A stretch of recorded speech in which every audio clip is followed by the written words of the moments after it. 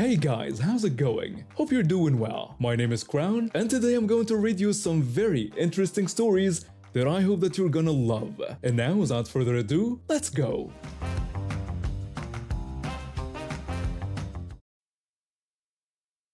I'm a 38-year-old woman with what you might call a complicated family tree. My early life was split between two countries and five parents. My biological parents in the UK and my adoptive parents in the US. The story really begins when I was living in the US with my adoptive parents. Things weren't great there, and by the time I was 9, I was already struggling with some serious issues, including the beginning stages of drug addiction. My adoptive father, seeing the path I was heading down, made a decision that would later save my life. Before he passed away, he set up a trust fund specifically for my mental health care. This wasn't your typical trust fund for college or a house down payment. It was created with the sole purpose of keeping me alive and helping me get better. Over the years, that trust fund became my lifeline. It paid for my therapy sessions, multiple stays in rehabilitation centers, and even helped me secure housing when I was a teenager. Without it, I honestly don't know if I'd be here today. When I was in my teens, I reconnected with my biological family in the UK. Most of them tried to welcome me back, but my younger biological sister, who's now in her early 30s, never quite accepted my presence. I could understand her perspective to some degree. Having a long-lost sister suddenly appear in your life isn't easy. But we never managed to build any kind of relationship, and for the past 10 years, we haven't spoken at all. That changed last week when I received a very unexpected phone call from my trust fund's solicitors. The solicitor called to confirm details about my supposed upcoming 3-month stay at a rehabilitation facility in the United States. When I told them I had no idea what they were talking about, they explained that someone had submitted intake forms. Just yesterday, they had called to wish me luck with recovery and verify the payment details. That's when the truth came out. My sister had contacted the solicitors, posing as a representative from a rehabilitation center in the US. She'd submitted fake paperwork and an invoice for tens of thousands of pounds, trying to get the money transferred to her friend's bank account in the States. When I confronted her through our mother, things got even more bizarre. My mother relayed my sister's message saying that I owed her this money because I had ruined her childhood by coming back into their lives. When I pointed out that the trust fund was set up by my adoptive father specifically for my mental health care and that my sister had never even met him, my mother brushed it off. She explained that my sister was trying to buy a house and felt I should help since I'd had so much financial support. When I expressed my disbelief that she would commit fraud and pretend I was entering rehab, my mother told me to stop being dramatic and that my sister just needed some help. The worst part is that my biological parents are actually defending her actions. They're trying to paint this as a simple misunderstanding, as if attempting to steal tens of thousands of pounds through fraud is just a quirky way to ask for financial help.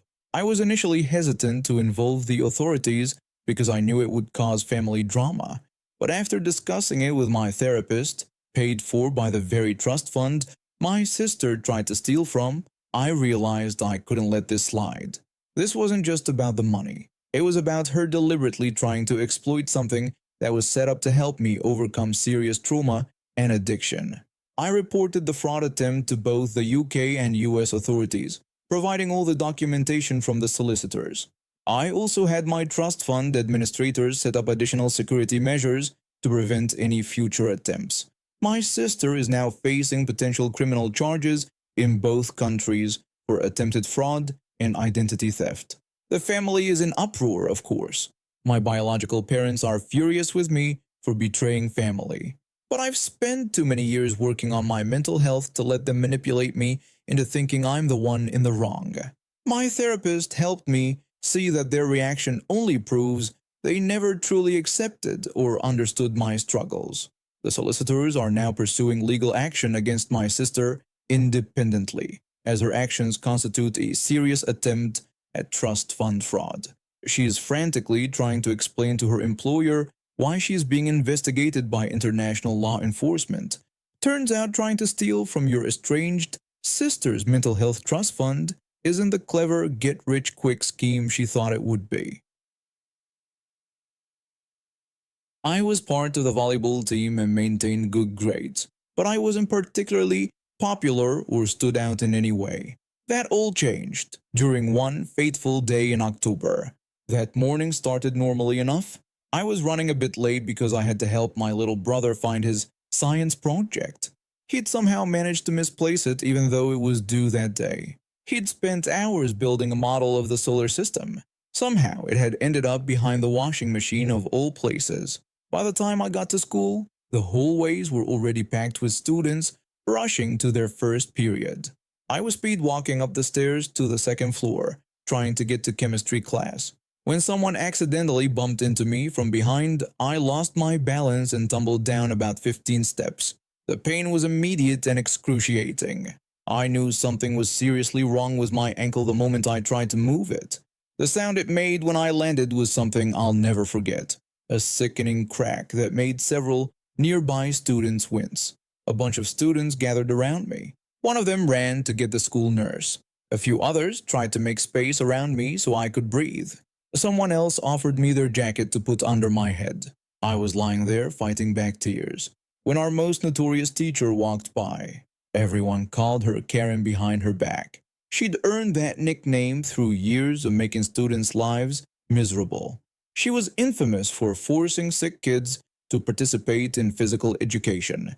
She also made students with doctor's notes take tests anyway. She demanded to know what all the commotion was about, pointing out that the bell had just rung and everyone needed to be in class right away. Her heels clicked menacingly against the floor as she pushed through the crowd of concerned students. One of the students tried explaining that I had fallen down the stairs and my ankle looked really bad. They gestured to my visibly swollen joint that was already turning purple. Karen dismissed this, saying that wasn't an excuse for causing such a disruption. She then ordered me to get up and go to my classroom immediately. Her voice carried that familiar, condescending tone that made freshmen cry. I tried telling her that I couldn't move because it hurt too much. I thought my ankle was broken. She accused me of being dramatic, saying she'd seen plenty of students fake injuries to skip class. Her face was getting redder by the second as more students stopped to watch the scene unfold. When I begged her to just let me wait for the nurse who was already on the way, she became even more aggressive. She insisted that I get up immediately. She said she wouldn't allow me to disrupt the entire school day with what she called a theatrical performance. Her voice echoed through the now silent hallway. She grabbed my arm and started pulling me up. Her manicured nails dug into my skin. I tried to put weight on my other foot to help. The moment any pressure touched my injured ankle, I screamed in agony. Several students had their phones out by this point, recording everything. One of them was even doing a live stream to their social media account. Karen yelled at me to stop what she called ridiculous screaming. She threatened me with suspension if I didn't go to class right away. Through my sobs, I kept begging her to stop because the pain was unbearable. My vision started to blur from the intensity of it. That's when the school nurse finally arrived, along with my gym teacher. Their faces went pale when they saw what was happening. The nurse immediately demanded to know what Karen was doing and told her to let go of me. Karen tried defending herself. She started to say that I was refusing to go to class and creating a disturbance. The gym teacher cut her off. He asked if she was out of her mind, pointing out that my ankle was clearly broken. He called for someone to get an ambulance. His voice carried the authority of someone who had dealt with sports injuries before and knew exactly how serious this was. The nurse carefully examined my ankle while the gym teacher kept Karen away from me. He physically placed himself between us when she tried to continue justifying her actions. By this time, the principal had also arrived, drawn by all the commotion. The videos the students had taken spread through the school like wildfire. By lunchtime, they'd reached the school district's administration and my parents. One clear video showed my ankle's unnatural angle and Karen's aggressive behavior in full detail. It turned out I had a severe break that required surgery and months of physical therapy. The doctor said I was lucky it wasn't worse, considering how much additional damage could have been done by being forced to stand. My parents were furious and filed a formal complaint against Karen. They brought with them medical documentation showing that I would need multiple surgeries to regain full mobility in my ankle. The videos proved to be damning evidence. You could clearly see her forcing me to stand on a visibly swollen ankle while I begged her to stop. The footage went viral on social media, reaching local news stations and eventually national education forums. Parents from other schools started calling our district demanding action. The school district launched an investigation which revealed a long history of complaints against Karen that had somehow been swept under the rug. Former students came forward with their own stories of her abuse of authority and cruel behavior. One student had developed chronic anxiety after she forced them to give a presentation despite having a panic attack. Another had aggravated a sports injury because she wouldn't accept their doctor's note. Karen was fired and her teaching license was revoked. During the review board hearing, she still tried to maintain that she was just upholding school discipline. But the board wasn't having any of it. My parents' lawsuit against her and the school district was settled out of court. The money covered all my medical expenses plus a significant amount for pain and suffering. The district implemented new mandatory training for all staff about handling student injuries and emergency situations. They established clear protocols for medical emergencies. Karen was working as a cashier at a grocery store. She apparently still tries to boss people around. But now, instead of having authority over helpless students, she just gets ignored by customers who can easily choose another checkout line. Sometimes she tries to tell people they can't use expired coupons or demand to speak to the manager.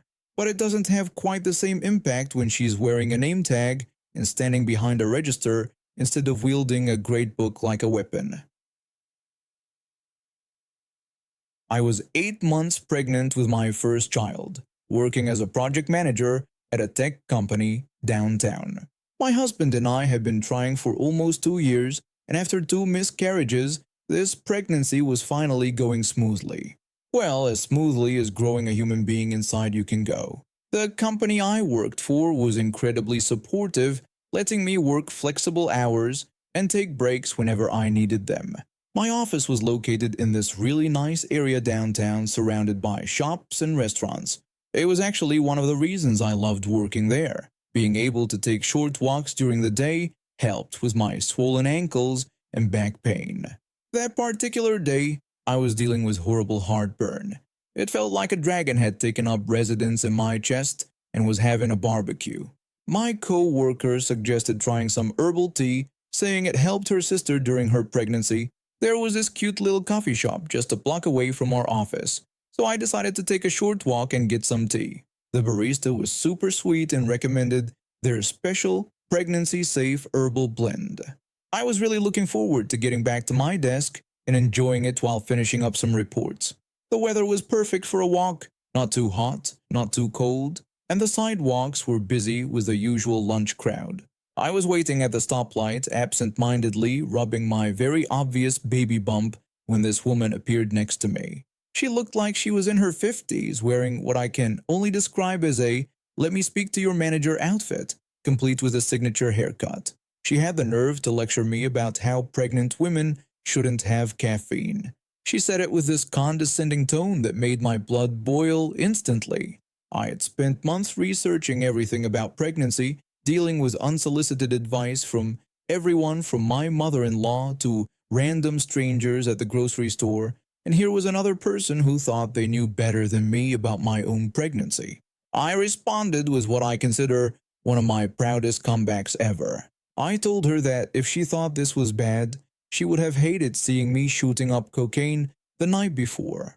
Her eyes went wide, and her mouth dropped open like she was trying to catch flies. She stood there completely frozen while I walked across the street when the light turned green. When I was walking away, I could hear her sputtering behind me, probably trying to form words but failing miserably. But it didn't end there. As I continued walking, I heard the click-clack of her heels rushing to catch up with me. She started yelling about how she was going to report me for child abuse and that she was calling the police right now. I turned around and showed her the herbal tea label on my cup. I explained that it was just herbal tea for my heartburn. which she would have known if she had asked instead of assuming. I also told her that the next time she felt the urge to give unsolicited advice to a pregnant woman, she should remember that we're already dealing with backaches, swollen feet, and enough hormones to fuel a small country. I made it clear we don't need random strangers policing our beverages. She tried to defend herself by stammering that she was just trying to help. I shot that down quickly by pointing out that she wasn't trying to help at all. She was just trying to feel superior by shaming a pregnant woman. I asked her how that worked out for her. She stood there, face red as a tomato, while several people around us who had witnessed the whole thing were trying, and failing, to hide their smirks. One elderly gentleman even gave me a thumbs up as he walked past. I turned and walked back to my office, enjoying my perfectly pregnancy-safe herbal tea, while she remained rooted to the spot, probably reconsidering her hobby of harassing pregnant women on the street. When I got back to the office and told my co-workers what happened, they couldn't stop laughing. We even had a little contest coming up with other outrageous responses I could have used. My personal favorite was suggesting I could have told her the coffee was just to wash down the raw sushi I had for lunch. The incident became a running joke in our office. Whenever someone would try to give unwanted advice about anything, we'd just ask, "You think this is bad?" It was our code for mind your own business. I consider myself pretty tech savvy, having built several custom PCs and laptops over the years. I was in the market for a new laptop, but instead of buying online right away, I wanted to get a feel for different models first. That's how I found myself at our local electronics store one afternoon, and honestly, I'm glad I was there. While I was checking out different displays, I overheard a conversation that made my blood boil. A salesman was talking to a mother who was looking to buy a laptop for her 13-year-old daughter. Her budget was £700, which is more than enough for a decent school laptop. The salesman was throwing around technical jargon like he was getting paid by the word. He started going on about how the base model would struggle with basic tasks, but tried pushing their upgraded version with the latest processor, claiming it would definitely handle what they needed. The mother looked confused but nodded along. Her daughter stood quietly behind her, clearly bored. The salesman continued his pitch, pointing out the second HDMI port and bragging about its flexibility. I couldn't help thinking about how ridiculous it was, as if anyone needs two monitors to do homework. But he wasn't done yet. He went on about how the enhanced integrated graphics could achieve 120 frames per second instead of just 60, claiming it would be much better for her daughter's eyes during long study sessions. I nearly choked on my own spit. This guy was really pushing it. By the time he finished his sales pitch, this poor woman was looking at a £1,200 gaming laptop that could probably run a small animation studio. The salesman assured her not to worry about the price being over budget, suggesting their buy now, pay later plan, with small monthly payments at 19.7% APR, insisting it was a fantastic deal. He disappeared to the warehouse to get the laptop, and I couldn't stay quiet anymore. I approached the mother. When I first tried to help, she politely declined, saying she was being looked after. I explained that I didn't work there but wanted her to know the salesman was trying to sell her way more than she needed. She looked uncertain but interested. I asked about her needs, confirming that she only wanted it for basic homework, writing essays, and online research. When she confirmed this was the case, I offered to show her something more suitable. I walked her over to the mid-range laptops and started explaining the actual features she needed. That's when the salesman returned, carrying the overpriced laptop. He tried to lead her to checkout, but she declined, explaining that I was helping her instead. The salesman protested, pointing out that I didn't work there and couldn't help her. I explained that I had time and she needed honest advice about her purchase. He started stammering, trying to interrupt, but I kept talking over him. Eventually, he stormed off toward the checkout area where two managers were standing. I knew I didn't have much time, so I quickly showed the mother how to take a photo of the laptop's details and gave her information about an online retailer having a 20% off sale. When she and her daughter were leaving, the salesman returned with a manager who tried to get my attention. I positioned myself between them and the exit, giving the mother time to leave. Then I just smiled, put my earphones in, and started browsing my phone while blocking the aisle.